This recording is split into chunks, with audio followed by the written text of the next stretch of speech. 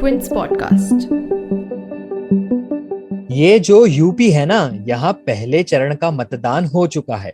अब इसका और आने वाले चरण के मतदान के गणित का खूब गुणा भाग हो रहा है और आगे भी होगा। हम भी कई एक्सपर्ट्स के विचारों और उनके ज्ञान को आप तक पहुंचा रहे हैं, लेकिन सत्ता में कौन बैठेगा ये तय होता है जमीन से, ग्राउंड से। तो लोगों के मन में क्या चल रहा है, टेलीविजन डिबेट से दूर यूपी में ग्राउंड पर क्या माहौल है, लोग किन मुद्दों पर बात कर रहे हैं, आज इसी पर चर्चा करेंगे द क्विंट के रिपोर्टर्स के साथ, जो इस समय ग्राउंड पर हैं, लोगों की नब्ज को आंकने का काम कर रहे हैं और कई किस्से भी जमा कर रहे हैं। Lights, action, politics. UP elections में क्या बड़ा हो रहा है, जो हो रहा है उसका मतलब क्या है। यूपी को जानने वाले एक्सपर्ट्स को सुनिए प्रतीक वाघमारे के साथ क्विंट हिंदी की इस नई पॉडकास्ट सीरीज में, ये जो यूपी है ना। तो रिपोर्टर्स के पास जाने से पहले आपको बता दें कि यूपी में आज क्या बड़ा हुआ है। सबसे पहला, प्रधानमंत्री नरेंद्र मोदी आज कासगंज में थे। उन्होंने कहा, गरीबों की सरकार जब होती है तो वो इसी प्रकार सबका साथ सबका विकास के रास्ते पर काम करती है, लेकिन जब घोर परिवारवाद सरकार में रहते हैं तो वो अपने परिवार से बाहर सोच भी नहीं सकते। उधर गृह मंत्री अमित शाह बरेली में थे। वो बोले कि अखिलेश यादव कह रहे थे कि अपराध कहाँ घटा है। अखिलेश जी, आप 2017 से पहले के जमाने में जी रहे हैं क्या? उत्तर प्रदेश आज अपराध मुक्त हो गया है। वहीं रामपुर में आज अखिलेश यादव थे। वे बोले कि आजम खान के बिना हमारा चुनाव चल रहा है। वो झूठे मुकदमों में जेल में हैं। उनके ऊपर पेड़, भैंस, बकरी, किताब और शराब की बोतल चुराने का मुकदमा है। उन्हें जेल में रहना पड़ रहा है। जिनको सबने वीडियो में जीप से कुचलते देखा, वो आज जेल से बाहर है। यही भाजपा का न्यू इंडिया है। बहरहाल, ग्राउंड पर क्या चल रहा है ये जानने के लिए हमने हमारे 3 रिपोर्टर्स को कनेक्ट किया है। मेरे साथ है फातिमा खान, शादाब मोइजी और मेघनाथ बोस। आप तीनों का बहुत बहुत स्वागत है। Thanks Prateek. Thank you. Meghnath, सबसे पहले आपसे ही शुरू करेंगे। आप इस वक्त कहाँ कहाँ घूम रहे हैं, वहाँ क्या देख रहे हैं, ग्राउंड पर क्या चल रहा है जी? अभी तो देखिए, मैंने फेज 1 के लिए मथुरा, सहारनपुर, गाजियाबाद में गए थे। एंड उसमें कुछ कुछ स्टोरीज ऐसे कि मथुरा में जैसे देखिए कि ये जो हिंदुत्व ग्रुप्स कह रहे हैं कि अयोध्या तो झांकी है, मथुरा अब बाकी है, और डिमांड उठ रहे हैं। बीजेपी के भी कुछ नेता इस पे बयान दिए हैं। यूपी के डिप्टी सीएम केशव प्रसाद मौर्य ने भी इस बारे में एक कमेंट किया, काफी कंट्रोवर्शियल कमेंट रहा। तो इसके बारे में हम लोग मथुरा के वोटर्स से ये जानने गए थे कि ये कितना बड़ा मुद्दा है, इलेक्शन पे उसका असर पड़ेगा कि नहीं। तो उस पे ये रहा कि देखिए, ये वेस्ट यूपी में खासकर कम्युनलिज्म तो का जो मुद्दा है वो काफी टाइम से रहा है, आज भी नहीं। वो 2014 के लोकसभा इलेक्शन भी कम्युनलिज्म के मुद्दे पे ही लड़ा गया था वेस्ट यूपी में। तो ये एक बड़ा मुद्दा है। बट बहुत सारे वोटर्स जो हमें मिले, हिंदू वोटर भी, मुसलमान वोटर भी, ये कह रहे हैं कि ये कम्युनलिज्म का मुद्दा उठा के ध्यान भटकाया जा रहा है इस बात से कि यूपी के और देश के इकोनॉमी एक डाउनवर्ड कर्व पे रहा है पिछले कुछ साल में। कोरोना महामारी के टाइम भी बहुत दिक्कतें आई हैं लोगों की, और सरकार से बहुत जन कह रहे हैं कि सुविधा और हेल्प सपोर्ट नहीं मिला है ज्यादा। बट पॉइंट ये है कि बहुत सारे वोटर बीजेपी के पक्ष में भी बोल रहे हैं कि लॉ एंड ऑर्डर सिचुएशन उनके हिसाब से बोल रहे हैं कि अच्छा हुआ है। तो ये एक्चुअली सच है कि नहीं, ये तो आपके सामने आंकड़े हैं, और शादाब और फातिमा भी बता पाएंगे जो लॉ एंड ऑर्डर पे स्टोरीज भी किए हैं कुछ कुछ। बट ये है कि ग्राउंड पे सेंटिमेंट और बातें इस चीज पे हो रहा है। ओके, तो शादाब, कुछ सुरक्षा के मुद्दों पर आपने बातचीत की है लोगों से, और क्या जवाब आए उसमें? जी प्रतीक, सुरक्षा की जहां तक बात है, देखिए 2 तरह की चीजें हैं। एक तो जो मेघनाथ ने जिस तरह बताया, कम्युनल तरह का जो एनवायरनमेंट है वो, और दूसरा है विमेन का जो सेफ्टी का इशू है वो। तो जब हम, क्योंकि हम ने मेरठ में, मुजफ्फरनगर में, कैराना में गए, अमरोहा, मुरादाबाद इन साइड गए, तो वहां पर थोड़ी अलग अलग दो तरह की चीजें हैं। जब कैराना की बात करते हैं, क्योंकि कैराना बहुत हॉट सीट रहा है और बार बार पलायन की बातें होती रही हैं, तो वहां पर पलायन को जो मैं समझ पाया हूँ और जो लोगों से बात करने के से मुझे समझ में आया वो ये है कि क्राइम था उत्तर प्रदेश में, जो कैराना में क्राइम था, शामली कैराना ये सब जो इलाका है यहाँ पे क्राइम था, ठीक है, और लेकिन ये कम्युनल वाला एंगल नहीं था उसमें, क्योंकि जो बिजनेस क्लास के लोग थे उनको जो क्रिमिनल थे वो परेशान, चाहे अक्रॉस द रिलीजन परेशान कर रहे थे, चाहे वो हिंदू हो मुसलमान हो, सबको परेशान कर रहे थे, तो लोग उनसे परेशान थे। अब ये लोग कहते हैं कि समाजवादी पार्टी की सरकार में उन लोगों के ऊपर पुलिस ने एक्शन नहीं लिया, लेकिन योगी आदित्यनाथ की सरकार जब उत्तर प्रदेश में बनी, बीजेपी की सरकार बनी, तो उनपे एक्शन लिया गया। तो एक ये चीज थी, लोगों का ये कहना है कि सुरक्षा तो ऑब्वियसली वो उस हिसाब से, उस पर्सपेक्टिव से उनका जो है सेफ्टी सुरक्षा वो सब बढ़ा है। लेकिन रही बात विमेन की, तो पिछले कुछ सालों में लगातार जो पिछला 2017 का चुनाव भी बीजेपी ने लड़ा था, आपको याद होगा कि रोमियो एंटी रोमियो स्क्वाड के नाम पे लड़ा गया था और ये सब बातें की गई।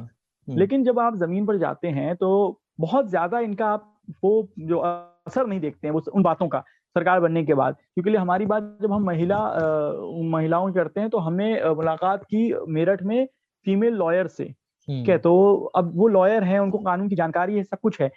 जब वो अपने आप को सेफ फील नहीं कर रही हैं तो आप सोचिए कि किसी नॉर्मल जो लोग जिनके जो बहुत ज्यादा पढ़े लिखे नहीं होंगे, जो अवेयरनेस बहुत ज्यादा नहीं होगी कानून के बारे में और अपने हक के बारे में, वो कहाँ कितना सुरक्षित होंगे।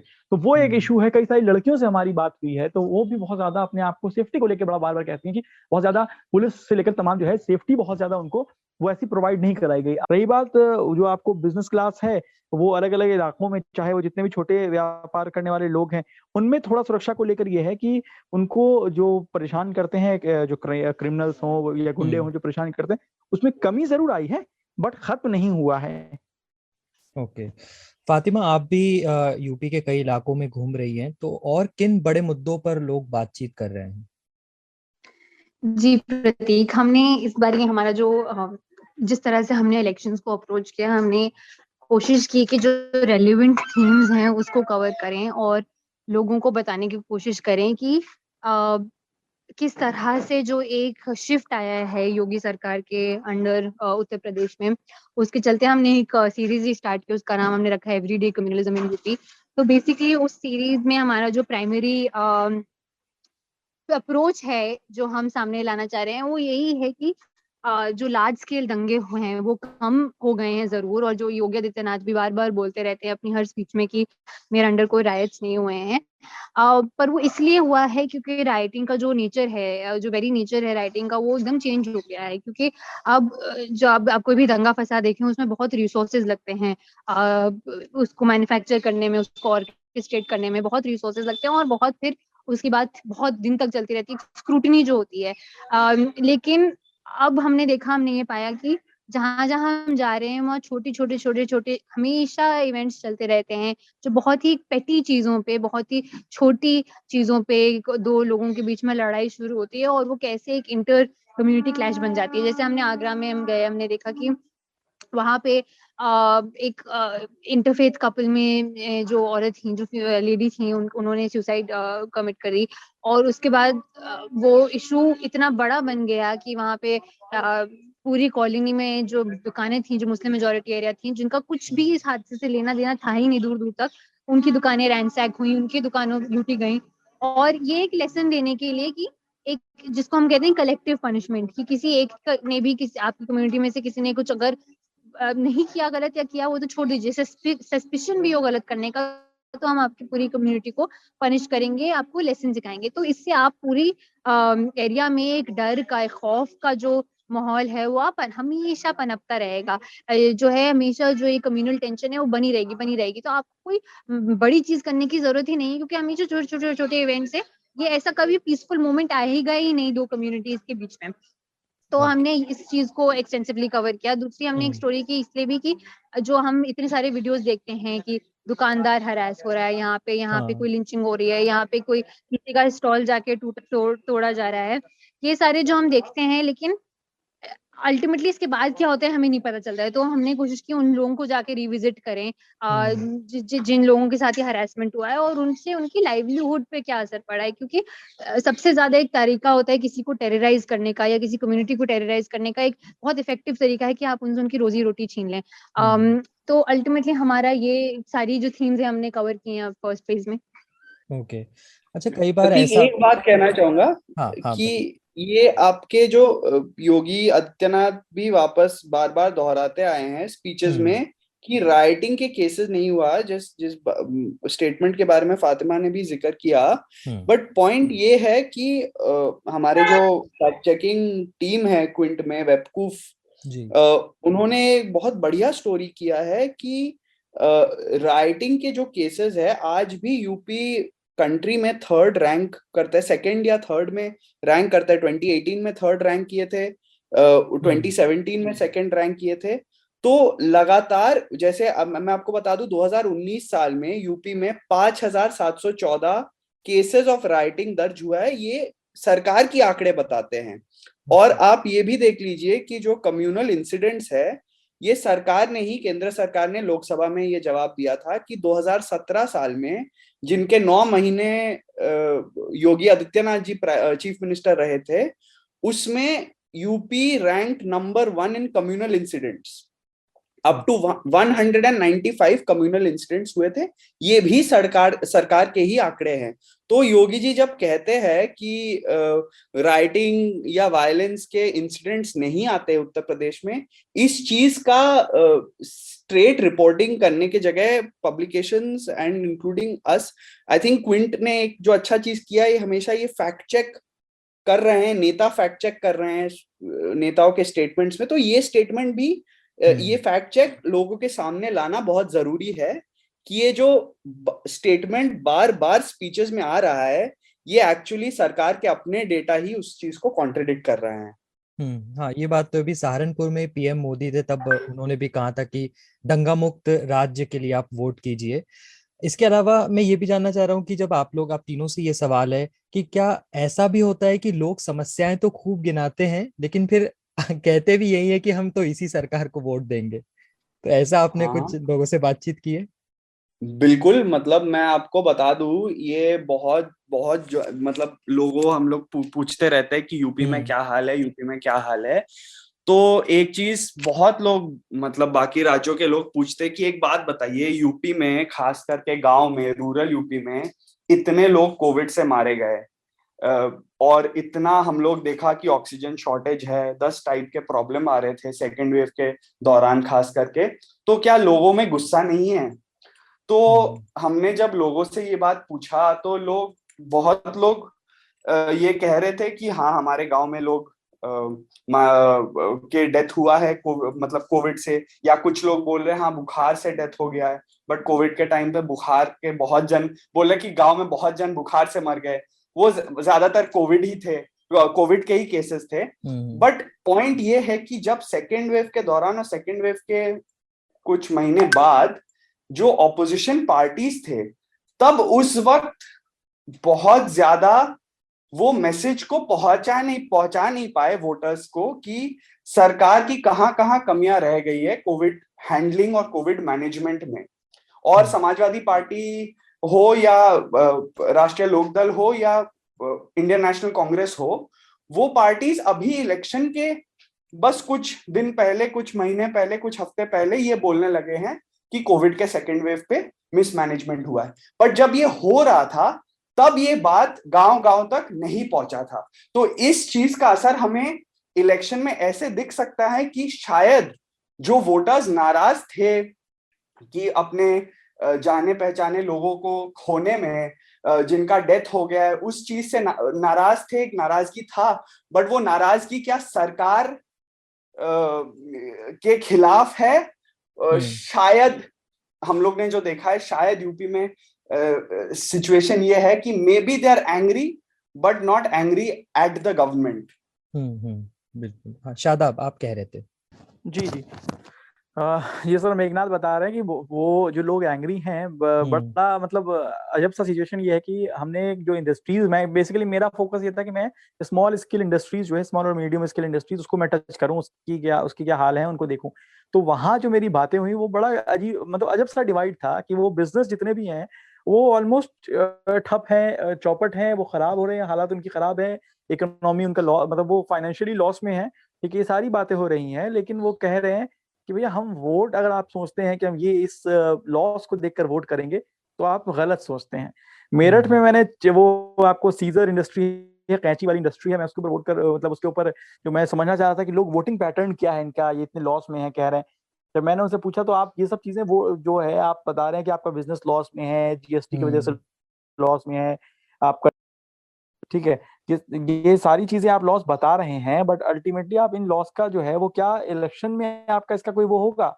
तो उन्होंने कहा कि नहीं, अगर आप ये सोचते हैं कि मैं इन सब चीजों को देखकर मैं अखिलेश यादव को वोट कर दूंगा कि उनकी सरकार आ जाए, तो बिल्कुल आप गलत सोचते हैं। तो ये बड़ा अलग सा था। और इसमें एक चीज और देखने को मिली कि जो बिजनेस क्लास में जो मतलब लेबर क्लास है, ठीक है, वो जो है वो आपको एंटी बीजेपी टाइप है, ठीक है, वो मतलब एंटी सरकार है उसको। चाहे कोई भी सरकार जब भी होती होगी तो हमेशा ये देखते हैं कि वो जो लेबर क्लास है वो बीजेपी सरकार के खिलाफ बात करता है वो, ठीक है। इस बार अभी बीजेपी की सरकार है यहाँ पे, तो वो एक अलग सिचुएशन है। और जो बिजनेस में का जो ओनर है, प्रोप्राइटर है, मालिक है, ठीक है, कंपनी का, वो जो है वो सरकार के साथ है। तो ये बड़ा अजब सा सीन था कि वो नहीं, हम तो वोट लॉस में है कोई बात नहीं है, लेकिन हम इस क्योंकि लिए वो एक माइंड लोगों के दिमाग में एक बात बार बार डाली गई है, बार बार कही गई है कि आपका जो है वो इंटरनेशनल लेवल पे जो है वो देश का मान बढ़ा है। लड़ वो रहे हैं, वो उनको पता है कि विधानसभा का चुनाव है, उसको इंटरनेशनल कोई मतलब नहीं है, लेकिन फिर भी आप बातें कर रहे हैं, आपके सामने एक छवि बनाई गई है, क्रिएट किया गया है कि आप कहें कि देश का जो नाम है वो बढ़ा है, तो हम तो इसी सरकार को वोट करेंगे, ठीक है, हम कितने भी लॉस में हो। हम मतलब कई ऐसे लोग मिले मुझे जो कह रहे हैं कि मतलब पूरा जो उनका 3 साल 4 साल का पीरियड है उसमें उनका बिजनेस चौपट हो चुका है। अब वो मतलब बहुत बुरी हालत में है। 20 से उनकी कंपनी में अगर 20-25 लोग थे तो आज की डेट में 7-8 लोग, ऐसे हालत थी। लेकिन वो क्या कह रहे हैं कि नहीं, वो वोट तो ये देख कर नहीं करते हैं। तो ये हमें देखने को मिला है, कई जगह पर दिखा है। ऐसा नहीं कि सिर्फ एक मैं बता रहा हूँ मिनट, मैंने जहां जहां गया हूँ मैं वहां मैं पाया है चीजें, ये छोटे स्केल पे भी लोग यही थी एंगल से, वही जो आप कहते हैं ना, वो अलग सोच से आप वोट कर रहे हैं, आपको बिजनेस से आपको नौकरी चली गई है इससे बहुत ज्यादा फर्क जो है। हाँ ठीक, ऑब्वियसली वो एक क्लास है जो स्टूडेंट क्लास है, जिस नौकरी की तलाश में लोग हैं, यूथ हैं, वो नाराज, ऑब्वियस नाराज हैं वो नौकरी को लेकर। और बार बार जो नौकरी के लिए वो जॉब के लिए जो आपको वैकेंसीज निकलती हैं, एग्जाम्स होते हैं, उसमें जो पेपर लीक्स और घोटाला ये सब चीजें हुई हैं, उसको लेकर एक नाराजगी है। बट ये जो बिजनेस क्लास है उसको लगता है कि नहीं ठीक है, हमने सरकार के साथ हैं। ओके तो अभी फातिमा किसी अर्जेंसी की वजह से हमारे साथ आगे चर्चा में नहीं है, लेकिन मैं ये जानना चाहूंगा आप दोनों से कि और क्या इस रिपोर्टिंग के दौरान आपने कुछ अलग ऐसा कुछ देखा हो, या क्या कुछ शेयर करना चाहें? देखिए, दो चीज मैं जल्दी से आपसे शेयर करना चाहूंगा। एक है कि मैं अभी कुछ ही दिन पहले प्रयागराज में था, और प्रयागराज में हमने काफी स्टोरी की है, बट दो मेन मुद्दे थे। एक था कि प्रयागराज में जो एनटीपीसी के छात्रों को पीटा गया पुलिस द्वारा, वहां पे मैंने छात्रों से बात किया और ये बात सामने आई कि बहुत लोग कह रहे थे कि वो बीजेपी के समर्थन रहे हैं, बट वो कह रहे हैं कि नौकरियां नहीं है, अनएम्प्लॉयमेंट बहुत, बेरोजगारी बहुत ज्यादा है। और कुछ स्टूडेंट्स थे जो कह रहे कि देखो, मैंने बीजेपी को, एक स्टूडेंट खास करके ऐसे कहा कि मैंने बीजेपी को सपोर्ट किया, 2019 में भी वोट किया। 2019 में जब जामिया मिलिया इस्लामिया में दिल्ली पुलिस ने स्टूडेंट्स को अटैक किया, उस चीज का भी समर्थन में था मैं, क्योंकि मुझे लगता था कि ये देश के खिलाफ जो काम कर रहे हैं उनके साथ ऐसा होना चाहिए।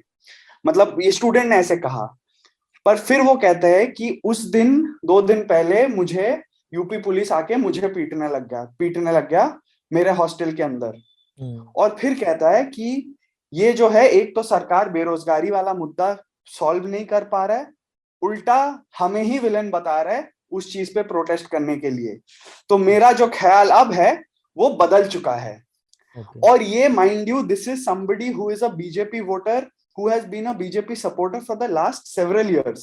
आखिर में बस एक सवाल है दोनों से कि अभी तक आप जो रिपोर्टिंग कर रहे हैं, लोगों से बातचीत कर रहे हैं, तो क्या लग रहा है आपको किस तरफ लोग जा रहे हैं? शादाब। नहीं, ये कहना बहुत बहुत मुश्किल है, क्योंकि ये, और मैं ये करता भी नहीं हूँ कि इस तरह से मैं इलेक्शन को प्रिडिक्ट करूं और सब मतलब लोगों के मन की बात, क्योंकि दो चीजें इतने सारे इलेक्शन कवर करने का ये सीखा जरूर है कि जो वोटर्स आपके बहुत ज्यादा वोकल हैं वो एक अलग है क्लास है, वो कुछ लोग हैं जो बहुत वोकल हैं, चाहे वो अक्रॉस द पार्टी लाइन, वो चाहे बीजेपी को सपोर्टर हो या समाजवादी के हो, किसी पार्टी के हो, तो वो पार्टी के हिसाब से बहुत वोकल वोटर बोलता है। दूसरा जो वोटर है वो आपको भापता है कि आप उससे क्या निकलवाना चाहते हैं, आप उससे क्या कहलवाना चाहते हैं। तो ये दो चीजें, इसलिए मैं इन चीजों से बचता हूँ। और रही बात फर्स्ट फेज की, क्योंकि लिए हमने वेस्टर्न यूपी में इलेक्शन था और हमने ये सिर्फ चुनाव के समय ही कवर नहीं किया वेस्टर्न यूपी, तो और क्योंकि इससे पहले भी लगातार हम कवर करते आए हैं, तो जहां तक ये है कि वो किसान आंदोलन एक बड़ा फैक्टर है वेस्टर्न यूपी में, ये मानना पड़ेगा। क्योंकि लिए हमने इससे पहले हम लगातार ये देखते थे कि चाहे 2017 का चुनाव हो, 2019 हो, इन सब में हमने देखा है कि वेस्टर्न यूपी में जो जाट वोटर हैं, कहा जाता है वेस्टर्न यूपी को इस तरह से, मुस्लिम वोटर हैं, वो एक बढ़िया डिवाइड हो गया था इनके बीच में, मतलब एक बड़ा डिवाइड हो गया था इनके बीच में। लेकिन अब जो है हम ये देख रहे हैं कि वो डिवाइड किसान आंदोलन की वजह से बहुत हद तक कम होता दिख रहा है। सिर्फ ये दिख रहा है या सच में ये वोट में कन्वर्ट हुआ है, ये थोड़ा मुश्किल है समझ पाना, क्योंकि कई जगह ऐसी है जहां पर सच में डिवाइड है, बहुत नाराज है किसान, कह रहे हैं कि अरे नहीं नहीं ना, हम लोगों को 1 साल तक रोड पे बैठा रखा इसने और अब माफी मांगा आपने, इसने मतलब सरकार ने चाल चली कि इलेक्शन से पहले हम लोगों को मनाने के लिए इन्होंने वापस लिया, वरना ये वापस भी नहीं लेते। एक तो ये है। दूसरी बात ये है कि वो जो है बहुत सारे वोटर्स वो जो है वो जो कम्युनल एंगल है, और कम्युनल क्या, उनका रिलीजियस एंगल कह लीजिए जैसे, कि वो मान के चलते हैं कि सरकार ने, मतलब उनको दिमाग में ये फीड किया गया, बार बार ये बात हिट की गई कि मंदिर बनाया है, हमारे धर्म के लिए कर रहा है, और तो रिलीजियस वो को सेंटिमेंट्स के साथ लोगों के वो सेंटिमेंट्स का इस्तेमाल किया गया, और वो एक फैक्टर है। किसान होने के बावजूद भी उन्हें ये लगता है कि नहीं, किसान ठीक है ना, खेती किसानी तो होती रहेगी, बट हमारा जो धार्मिक आइडेंटिटी है वो हमारी बढ़ी है, मतलब हमारा वर्चस्व बढ़ा है। तो एक जो है ना वो मेजोरिटेरियनिज्म जो है वो थोड़ा दिखा है कहीं कहीं पे, उसकी वजह से लोगों का, तो इसीलिए ये एकदम कहना क्लियर नहीं है कि कौन ऊपर है कौन नीचे। ऑब्वियसली इनके बावजूद भी समाजवादी और पार्टी और आरएलडी का गठबंधन जो है वो बड़ा इंपॉर्टेंट रोल अदा करेगा इस फर्स्ट फेज के इलेक्शन में। 58 सीटों पे उनकी पकड़ मजबूत दिख रही है, क्योंकि कांग्रेस ने बहुत ज्यादा मतलब क्योंकि कांग्रेस भी इससे पहले भी जीतती आई है वहां पे कई सारी सीटों में, सहारनपुर से और कई जगहों पे कांग्रेस जीती है, लेकिन इस बार कांग्रेस के भी बहुत सारे नेता जो है वहां से छोड़कर समाजवादी पार्टी आए, तो वो भी वोट जो है वो समाजवादी और आरएलडी गठबंधन तरफ शिफ्ट हो सकता है। तो ये चीजें मुझे जहां तक अभी समझ में आई है, बहुत क्लियरिटी तो नहीं कहूंगा, बट हाँ अपर हैंड के हिसाब से अगर देखा जाए तो वो ऑब्वियसली गठबंधन की तरफ से अपर हैंड कह सकते हैं। हाँ, ये बात तो है कि पश्चिमी यूपी में बीजेपी की राह थोड़ी मुश्किल है, लेकिन मेघनाथ बाकी जो आने वाले जो फेज है जहाँ पर वोटिंग होने वाली, वहां पर बीजेपी मजबूत है या नहीं? देखिए मैं आपको ये before we talk about the rest of UP एक बात पश्चिमी यूपी के बारे में बता दे कि ये हमें बार बार याद रखना पड़ेगा कि 2017 में बीजेपी ने ऑलमोस्ट स्वीप कर दिया था वेस्ट यूपी, और उसका एक इम्पॉर्टेंट कारण ये भी है कि बीजेपी के स्वीप के पीछे कि वेस्टर्न यूपी में बहुत कम्युनलाइजेशन हुआ है। और इस चीज आप देखिए पिछले 5 साल में योगी आदित्यनाथ सरकार कौन से मुद्दों को सामने लाया है सबसे ज्यादा लोगों के सामने। एक सबसे बड़ा मुद्दा जो सरकार ने सामने लाया है वो है लव जिहाद पे, जो कथित लव जिहाद जो कहते हैं, जो फैक्ट्स शायद वो ऑन द ग्राउंड बहुत ही अलग हो, बट एक जो नैरेटिव रखा है लव जिहाद का सामने, वो किनको टारगेट करता है, वो मुसलमानों को टारगेट करता है। उससे क्या हिंदू वोट एक तरीके से कंसोलिडेट होता है। तो फार्म लॉ का भी फैक्टर है, बट ये भी मानना पड़ेगा कि फार्म लॉज पे मोदी जी ने इलेक्शन के कई महीनों पहले फार्म लॉ का रिपील कर दिया, तो क्या 4 महीने बाद उसका फिर भी फार्मर नाराज रहेगा? क्या वो जाट फार्मर भी समाजवादी पार्टी के लिए वोट करेगा? चलिए अगर आरएलडी वाले सीट पे आरएलडी के लिए कर भी दिया, क्या बाकी सीट्स में जाट फार्मर एसपी के लिए वोट करेंगे?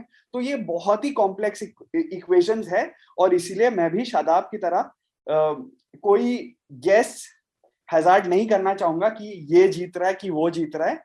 और रही बात बाकी जगहों की, एक दो इंटरेस्टिंग चीजें हैं जो आपसे शेयर करना चाहूंगा। अभी हाथरस फेज 3 में वोट करने वाला है। हाथरस में जो कांड हुआ था बहुत ही अनफॉर्चुनेट, शॉकिंग कांड था 2020 के, उसमें एक बात सामने आया है जब मैं कास्ट एनालिसिस कर रहा था वेस्ट यूपी के वोटर्स के, कि जो वाल्मीकि सबकास्ट है, दलितों में जो वाल्मीकि सबकास्ट है, उसमें वो सबकास्ट ट्रेडिशनली बीजेपी के सपोर्टर रहा है।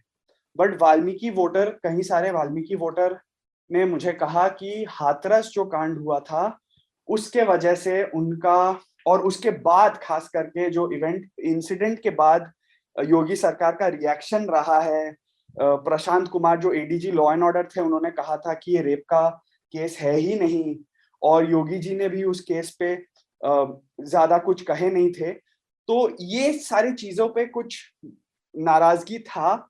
तो कास्ट वाइज भी जैसे जाटों में देख रहे हैं कि आरएलडी की तरफ थोड़ा शिफ्ट, काफी शिफ्ट का बात हो रहा है। वाल्मीकियों में जो ट्रेडिशनली बीजेपी वोटिंग सबकास्ट रहा है, उनमें बात हो रहा है कि बीजेपी छोड़ के चले जाए। तो ये जो बियॉन्ड कास्ट लाइंस, मतलब breaking away from traditional caste voting pattern का जो बात देख रहे हैं, इससे ही शायद इस यूपी इलेक्शन का बात पलट सकता है।